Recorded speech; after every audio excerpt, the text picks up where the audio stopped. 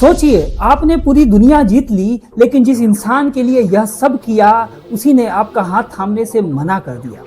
स्कंदगुप्त और देवसेना की यही बातचीत सिर्फ एक प्रेम कहानी नहीं, बल्कि उस त्याग की है जिसने भारत को जिंदा रखा। इसलिए सुनते हैं उस रियल गैंगस्टर का अंतिम संवाद। स्कंदगुप्त धीरे स्वर में कहता है, देवसेना, बहुत भटका हूं। गृह कला, हुनों का आक्रमण और षड्यंत्रों के बीच बस तुम्हारा ही एक सहारा था। अब आर्यवट सुरक्षित है, सिंहासन मेरा है, क्या तुम इस साम्राज्य की लक्ष्मी बनकर मेरा साथ थामोगी?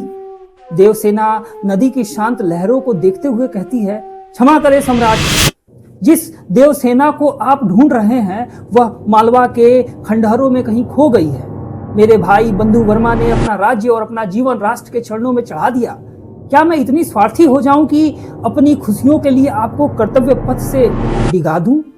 स्कंदगुप्त व्याकुल हो जाते हैं और कहते हैं, यह तुम क्या कह रही हो? मैंने यह सब तुम्हारे लिए ही तो किया है। देवसेना कहती है, नहीं सम्राट, यह सब आपने भारत के लिए किया है। सुनिए, कष्ट हृदय की कसौटी है, धैर्य महानता का लक्षण है।